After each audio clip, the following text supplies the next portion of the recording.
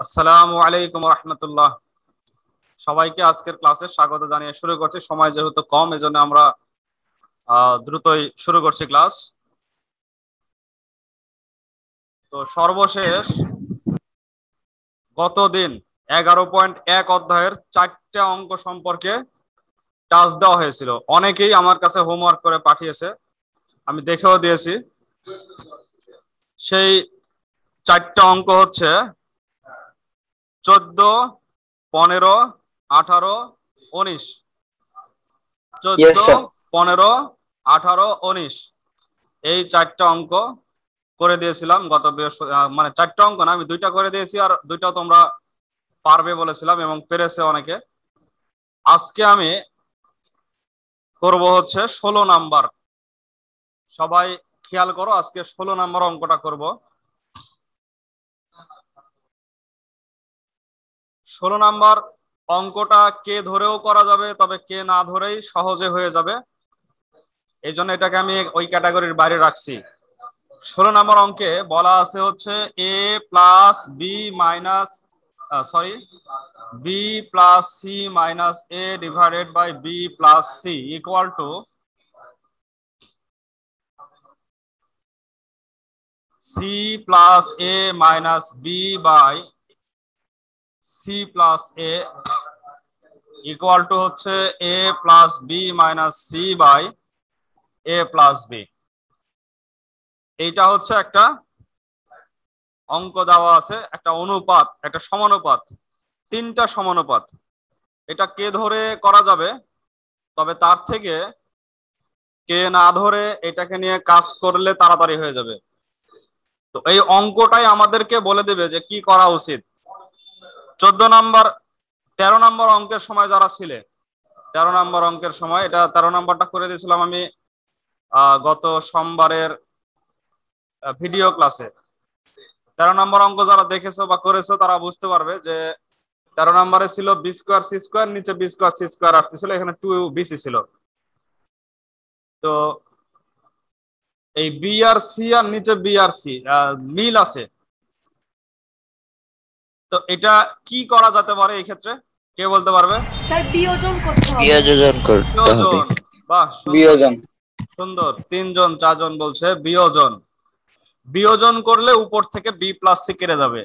এখানে কিন্তু যোজন বিয়োজন 2টা করা যাবে না, কারণ আছে শুধুমাত্র একটা মিল আছে, তাই শুধুমাত্র বিয়োজন করব আমরা।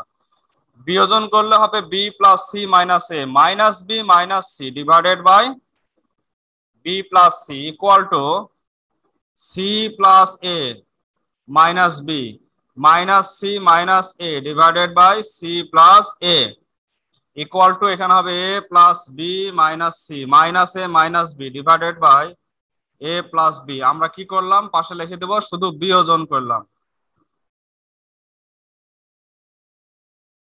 বিয়োজন করে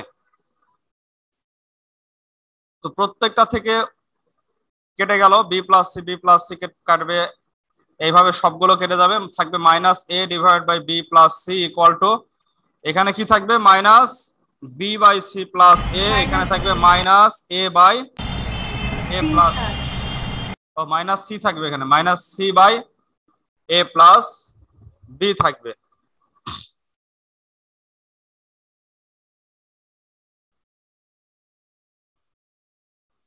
অঙ্কটা অবশ্যই এটা ছিল সবার প্রথমে, এটা প্রথমে ছিল, তারপরে এটা, তারপরে এটা ছিল, একই বিষয়, সমস্যা নাই।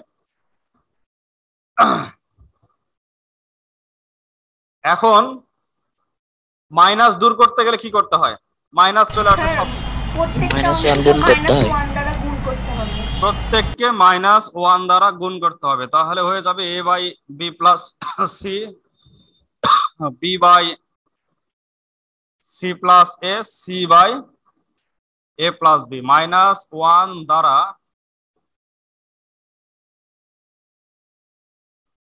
গুণ করে, -1 দ্বারা সবাইকে গুণ করে দিলাম। এবার উপরে ছোট আছে, নিচে বড় আছে, উপরে একটা করে আছে, নিচে 2টা করে আছে। এই অবস্থায় যোজন বিয়োজন না করে এটাকে যদি আমরা উল্টায় দিই, তাহলে তখন যোজন বিয়োজন করাটা সুবিধা হবে। তো এইটাকে উল্টা দেওয়াকে কি বলা হয়? ব্যস্তকরণ। ব্যস্তকরণ, বাহ। এটাকে যদি ব্যস্তকরণ করি তাহলে বি প্লাস সি যাবে উপরে, এ আসবে নিচে, সি প্লাস এ যাবে উপরে, বি আসবে নিচে, এ প্লাস বি যাবে উপরে, সি আসবে নিচে। এটা হচ্ছে ব্যস্তকরণ।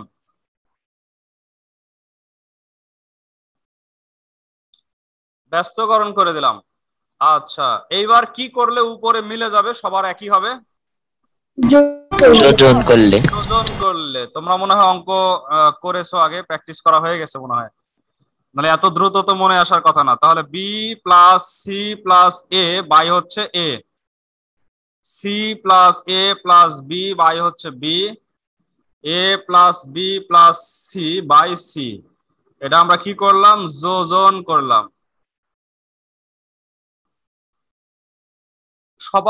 সবারটারই উপরে কি আছে? a plus b plus c। A plus A b plus plus B c. plus C। একটু এলোমেলো হলো, সবার উপরেই a plus B plus c আছে। আমি সবার কাছ থেকে a plus B plus c বাদ দিব। এটাকে কেন বাদ দিতে পারলাম? এটা শর্ত লাগবে না? মনে আছে শর্ত লাগে?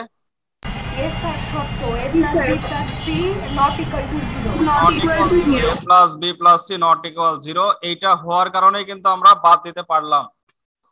আমরা যদি কোনো জিনিস দিয়ে হর আর লবকে ভাগ করতে চাই অথবা উভয় পক্ষগুলোকে ভাগ করতে চাই, তাহলে অবশ্যই ওইটা যেটা দিয়ে ভাগ করব সেটা নট ইকুয়াল 0 হতে হবে। এই যে নট ইকুয়াল 0, এই তথ্যটা কোথায় দেওয়া আছে? প্রশ্নেই দেওয়া আছে। প্রশ্নেই আছে স্যার। হ্যাঁ, প্রশ্নে বলা আছে। ওরা জানে যে এটা লাগবে, তাই ওটা দেওয়াই আছে। নট ইকুয়াল 0-র কারণে কেটে দিলাম। আচ্ছা, এবার উত্তর মিলাতে গেলে কি করতে হবে? এটাকে আবার উল্টাতে হবে। আবার ব্যস্তকরণ। ব্যস্তকরণ।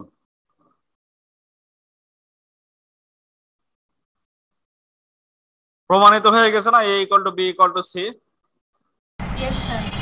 আচ্ছা, আমি তো বই খেয়াল না করে অঙ্ক তুলেছি। বইয়ে দেখি যে এইটাই সবার আগে আছে, এটা প্রথমে আছে, তারপরে এইটা, তারপরে এইটা। সেক্ষেত্রে টোটাল অঙ্কটা এই লাস্টেরটা চলে আসবে আগে, শেষেরটা চলে আসবে আগে, সি আসবে আগে, পরে আরেক লাইনে করবে অতএব A equal to B equal to C.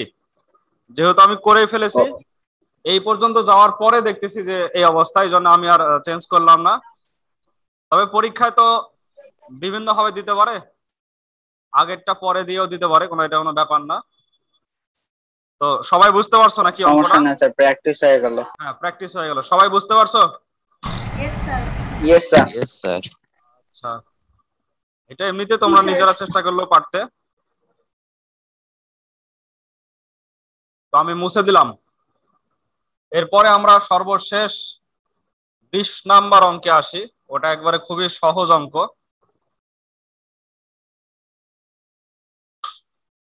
সর্বশেষ হচ্ছে 20 নাম্বার অঙ্ক। আর আরেকটা বাদ ছিল 17 নাম্বার। 17 নাম্বারটাও তোমরা করে ফেলতে পারবে। 17 নাম্বার দুই ভাবে করা যাবে। এক হচ্ছে প্রতিটি অনুপাতের সূত্র দিয়ে। প্রতিটি অনুপাতের একটা সূত্র আছে।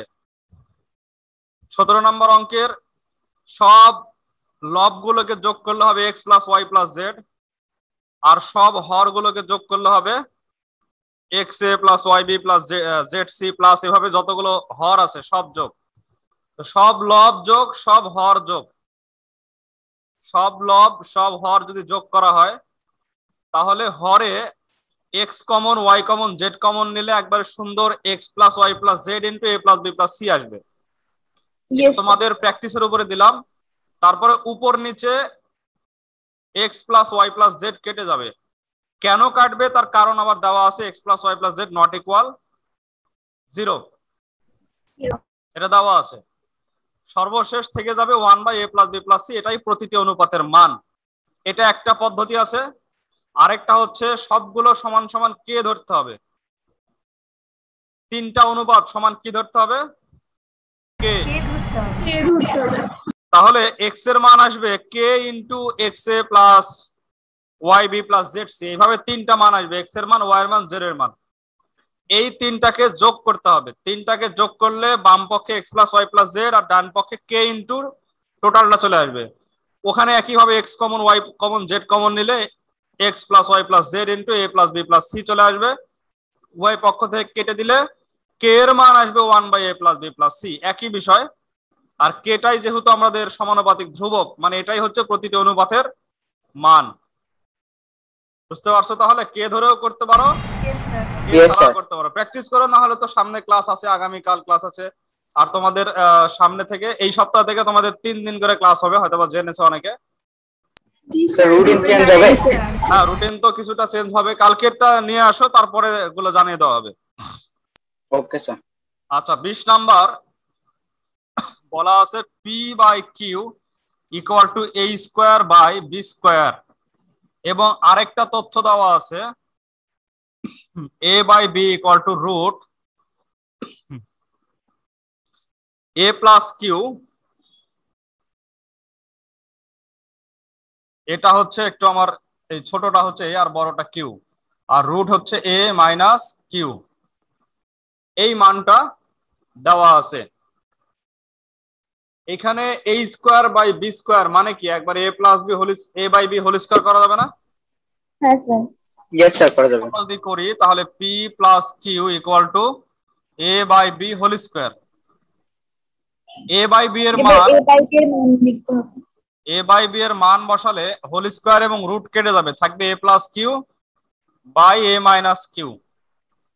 এরপরে এই যে এটা যোজন বিয়োজনের আকারে আছে, আমরা আবারও যোজন বিয়োজন করব। তাহলে P plus Q by P minus Q equal to হচ্ছে A plus Q plus A minus Q divided by A plus Q minus A plus Q.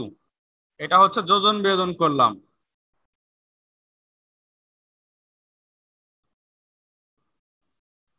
আচ্ছা, তাহলে এখানে কি আসে? P plus Q divided by P minus Q equal to, এখানে সব কেটে যাবে, 2a থাকবে বাই 2q থাকবে।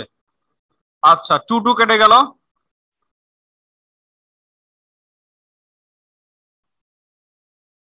a by Q. এখন উত্তর দেখতে হবে যে উত্তরে কি আছে, আমাদেরকে কি দেখাতে হবে। সেখানে পি প্লাস কিউ এর নিচে এ কে নিয়ে আসতে হবে, আর পি মাইনাস কিউ এর নিচে যাবে কিউ। তাহলে এমন কি কাজ করা যেতে পারে যেন উত্তরের সাথে মিলে যায়? একান্তকরণ করা যেতে পারে। একান্তকরণ করতে হবে এই দুইটার সাথে, এ আর পি মাইনাস কিউ এর সাথে। তাহলে হবে P plus Q divided by A চলে আসবে নিচে, আর পি মাইনাস কিউ চলে যাবে এর জায়গায়। এই যে দুইজন যে জায়গা পরিবর্তন করলো, এটার নামই হচ্ছে একান্তকরণ।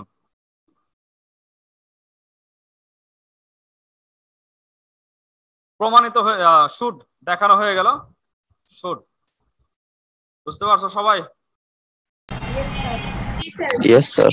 তাহলে 7 থেকে 20 পর্যন্ত সব অঙ্কই হয়ে যাওয়ার কথা। বাদ থাকলো শুধু 1 থেকে 6 পর্যন্ত, যেগুলো কথায় লেখা আছে। 1 থেকে 6 পর্যন্ত যে অঙ্কগুলো কথায় লেখা আছে, এইগুলোর সাথে পরবর্তী যে অনুসরণী আছে 11.2, সে 11.2 এর মিল আছে। সেখানেও কথায় অঙ্ক। কথায় অঙ্ক একটু বুঝতে হবে, অনেক ছোট ছোট অঙ্ক, কিন্তু একটু বুঝতে হবে কথায় যে অঙ্কগুলা। অনেকের কাছে কথার অঙ্ক একটু কঠিন লাগে, একটু সুন্দর করে বুঝলেই দেখবে যে সহজ হয়ে যাবে। তো আমাদের হাতে সময় তো খুব বেশি নাই, আমি মুখে মুখে কিছু কিছু বলছি, দেখো পারবে। 1 নাম্বার বলা আছে হচ্ছে দুইটি বর্গক্ষেত্রের বাহুর দৈর্ঘ্য যথাক্রমে a মিটার এবং b মিটার। বর্গক্ষেত্র মানে হচ্ছে যার 4টা বাহুই সমান এবং প্রত্যেক কোণ সমকোণ। আর যদি প্রত্যেক কোণ সমকোণ না হয় তাহলে সেটা হবে রম্বস। তো বর্গক্ষেত্রের বাহুর দৈর্ঘ্য a আর b হলে ক্ষেত্রফল কত কত হয়? a square b square. a square b square বর্গ একক। ও মিটার দেওয়া আছে, তাহলে বর্গ মিটার। তো একটা বর্গক্ষেত্রের ক্ষেত্রফল a স্কয়ার, আর একটা বর্গক্ষেত্রের ক্ষেত্রফল হচ্ছে b স্কয়ার। এখন এই দুইটা ক্ষেত্রফলের অনুপাত কত হবে? a স্কয়ার অনুপাত b square. a square is to b square by a square অনুপাত b স্কয়ার। বাহ, এ হয়ে গেল কিন্তু 2 লাইনে অঙ্ক শেষ, নৈবেত্তিকের অঙ্ক। 2 নাম্বার, একটি বৃত্তক্ষেত্রের ক্ষেত্রফল একটি বর্গক্ষেত্রের ক্ষেত্রফলের সমান হলে এদের পরিসীমার অনুপাত কত? তাহলে এখানে চারটা জিনিস লাগবে। 1 নাম্বার বৃত্তের ক্ষেত্রফলের সূত্র কি, 2 নাম্বার বর্গক্ষেত্রের ক্ষেত্রফলের সূত্র কি, 3 নাম্বার হচ্ছে বৃত্তের পরিসীমা বা পরিধির সূত্র কি, আর বর্গক্ষেত্রের পরিসীমা বা পরিধির সূত্র কি। চারটা বিষয় কিন্তু লাগবে। আমি এখানে বিস্তারিত ডিটেলস করব না, তোমরা ডিটেলস করবে, আমি শুধু বুঝাই দিচ্ছি। তো প্রথম যে কথাটা বলা আছে যে বৃত্তের ক্ষেত্রফল আর বর্গের ক্ষেত্রফল সমান, তো বৃত্তের ক্ষেত্রফলের সূত্র কি? পাই আর স্কয়ার। এটা কার সমান? বর্গের ক্ষেত্রফল। বর্গের ক্ষেত্রফলের সূত্র হচ্ছে a স্কয়ার।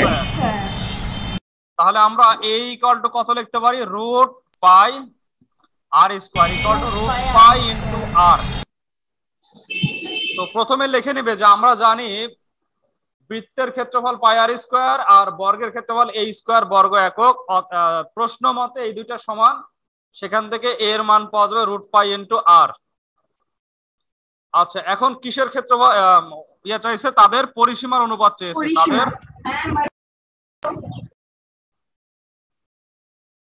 পরিসীমার অনুপাত চেয়েছে, সেটা হচ্ছে প্রথমে বৃত্তেরটা আছে, বৃত্তের পরিসীমা মানে হচ্ছে পরিধি 2 পাই আর। হ্যাঁ 2 পাই আর, আমি বাই হিসাবে লিখলাম কাটাকাটি করার সুবিধার জন্য। অনুপাতকে বাই হিসাবে লেখা যায়, বাইকে আবার পরে অনুপাত লেখা যাবে। আর এখানে হচ্ছে তোমার 4a মান বসাই দিয়ে আমরা 2 pi R divided by 4 into root pi R. R R কাটবে, তাহলে থাকবে 2 ও কাটবে, পাই বাই হচ্ছে 2 রুট পাই। এটাকে অনুপাতে লিখলে পাই ইসটু 2 রুট পাই। আরো কাটা যায়, রুট পাই দিয়ে পাইকে কাটা যায়, তাহলে উপরে হবে root pi by 2। Root pi by 2 ও লেখা যাবে উত্তর, অথবা পাই বাই 2 রুট পাই এটাও লিখতে পারো, সমস্যা নাই। অনুপাত মানে কাছাকাছি গেলেই হবে। 2 নাম্বার গেল। 3 নাম্বার, দুইটি সংখ্যার অনুপাত 3 আর 4। দুইটা সংখ্যার অনুপাত দেওয়া আছে 3 আর 4। অনুপাত যদি দেওয়া থাকে তাহলে আসল সংখ্যাটা নিয়ে আসতে গেলে একটা x দিয়ে গুণ করতে হবে। একটা 3x আর একটা হচ্ছে 4x। 3x এবং 4x এর লসাগু কত? এখানে x এর সাধারণ রাশি 12x। x কে বলা হয় গসাগু, তাদের মধ্যে গসাগু, সংখ্যাগুলোর গসাগু হচ্ছে x, বা অনুপাতের সাধারণ রাশিও তুমি বলতে পারো। সবার মধ্যে থেকে যেটা কাটা গেছে, অনুপাত তো আমরা সবসময় কাটাকাটি করে ছোট করে লিখি, কখনো অনুপাতকে আমরা বড় করে লিখি না। যেমন ধরো যদি 15 আর 20 এর অনুপাত আমরা বের করি, আমরা কখনো বলবো না 15:20, আমরা বলবো 3:4। তাহলে দুইজনকে 5 দ্বারা যে কাটলাম, সেই 5টা তো চলে গেছে। এখন 3:5 কে যদি 3:4 কে আমরা যদি আবার আগেরটা বলতে চাই, তাহলে ওই 5 দিয়ে আবার গুণ করতে হবে না 15 আর 20 নিয়ে আসতে গেলে। ওই যে 5টা আমার জানা ছিল তাই আমি 5 দিয়ে গুণ করলাম, যেখানে আমার জানা নাই সেখানে আমি কত দিয়ে গুণ করব? x দ্বারা। জানা থাকলে জানাটা দিয়ে গুণ করব, জানা নাই মানে অজানা, আর অজানা মানে x। অজানা মানে x y z, তো প্রথমে x তারপরে y তারপরে z ক্রমান্বয়ে ধরে। যদি দুইটা অনুপাত হয় তাহলে একটা অনুপাতে অজানা ধরতে হবে x, আর একটা অনুপাতে অজানা ধরতে হবে y। তো তোমরা কি বুঝতে পারছো বিষয়টা যে কেন এই অজানা x টাকে আমরা ধরতেছি? আরো একটা উদাহরণ ধরো, মনে করো 20 এর সাথে তোমরা 30 এর অনুপাত করতেছো, 20 আর 30। দুইজনকে 10 দিয়ে ভাগ করলে কত হলো? 2:3। এখন 2:3, এটা দেখে কি বোঝা যাবে যে তারা আসলে কত ছিল? তাহলে এদের সাথে যেটা কেটে গেছে, 10 করে কাটা হয়েছে দুজনের, ওই 10 দিয়ে আবার গুণ করতে হবে। যে অঙ্কের মধ্যে ওই 10 জানা আছে তো গুণ করে দিলে তো হয়ে গেল। আর যে অঙ্কে 10 জানা নাই, জানা না থাকলে তখন আমরা কি ধরবো? x কে বলা হয় অজানা রাশি। অজানা রাশির নামই হচ্ছে চলক। x একটা চলক যেটা অজানা রাশি। এজন্য আমরা যে কোনো অনুপাতকে তার আগের অবস্থা নিয়ে আসতে চাইলে অজানা রাশিটাকে 3x আর 4x x দিয়ে গুণ করলাম। এই দুজনের লসাগু কত? 12x। এটা ইকুয়াল টু প্রশ্ন মতে হচ্ছে 180। তাহলে x এর মান আসবে 15। এই যে অজানা রাশির মানটা কিন্তু পাওয়া গেল যে 15 ছিল। সমাধান করে প্রশ্ন মতে করে অজানা রাশির মানটা পাওয়া গেল 15। এখন এই 15 যদি এখানে বসাই তাহলে একটা 45 একটা 60, সংখ্যা দুইটা পাওয়া গেল না, 45 আর 60। বুঝতে পারছো? এগুলো লেখে লেখে তোমরা করবে। তো আমার সময় একেবারে শেষ হয়ে গেছে, ক্লাস আছে তো ওদিকে আবার। তো পরবর্তী আর 3টা অঙ্ক আছে, 4, 5, 6, এটা আমি ক্লাসে ইনশাল্লাহ বুঝিয়ে দেবো, সমস্যা নাই। তো আজকে যতটুকু আমরা অঙ্ক করলাম, একটা হচ্ছে আমরা করলাম প্রথমে 16 নাম্বার, তারপরে করলাম 20 নাম্বার, তারপরে 17 নাম্বারটা তোমাদেরকে আমি বলে দিলাম, তোমরা করে ফেলবে। আর 1, 2, 3 এই 3টা ছোট ছোট অঙ্ক সংক্ষেপে করলাম।